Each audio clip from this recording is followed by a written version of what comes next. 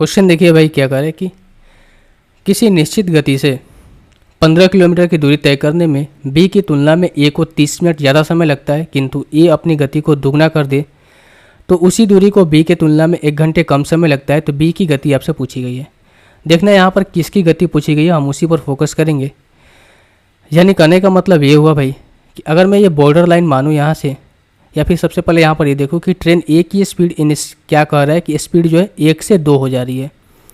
अगर ट्रेन ए की स्पीड 1 से 2 हो जा रही है तो हम कह सकते हैं यहाँ से कि भाई टाइम कितना होगा इसका, क्योंकि डिस्टेंस तो कांस्टेंट है, तो टाइम हो जाएगा स्पीड का रिवर्स रेशियो में, यानी कि पहले 2 समय लग रहा था तो अब कितना लगेगा, 1 समय लगेगा।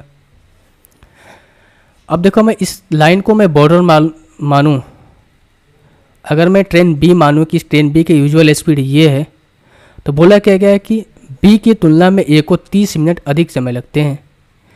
या फिर मैं ये कहूँ ए जो है 30 मिनट अधिक समय लेता है, या फिर मैं भी कहूँ कि बी जो है ए के कंपेयर में 30 मिनट कम समय लेता है। ये भी मैं कह सकता हूँ, ठीक है, ये भी मैं कह सकता हूँ।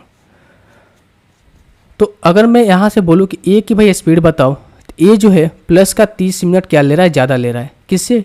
ट्रेन बी से। प्लस का 30 मिनट ज़्यादा ले रहा है किससे? ट्रेन बी से। ये ट्रेन ए का टाइमिंग है भाई। अगर मैं यहाँ से बात करूँ इस बॉर्डर लाइन के इस पार, तो बोला गया कि ए अपनी स्पीड को दोगुना कर देता है, जिससे होता है क्या कि उसी दूरी को बी की तुलना में 1 घंटे कम समय में ट्रेवल कर लेता है। बी से 1 घंटे कम समय में ट्रेवल कर लेता है।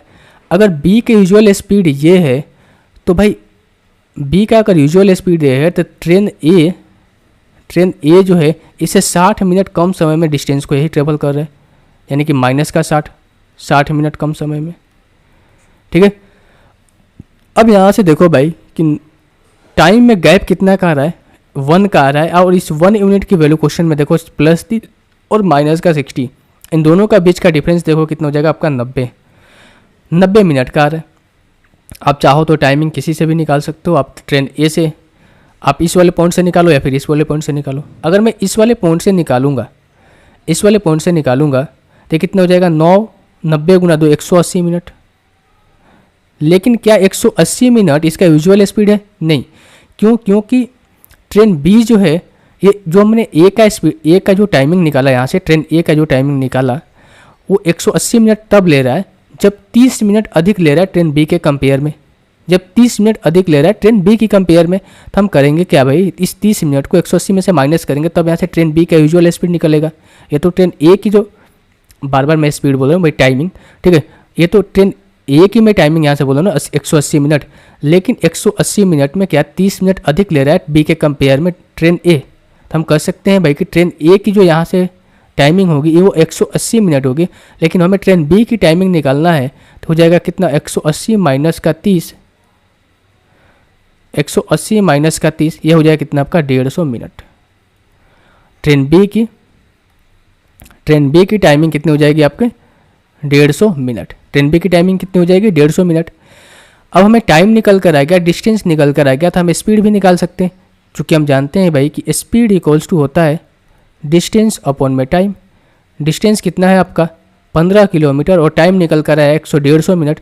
150 का हम करेंगे आवर्स में कन बटे में 60, ये 60 हो जाएगा इधर मल्टीप्लाई, ये कट गया आपका 15 से आपका ये कट गया, यानी ट्रेन बी की स्पीड आ गई 6 किलोमीटर पर आवर्स।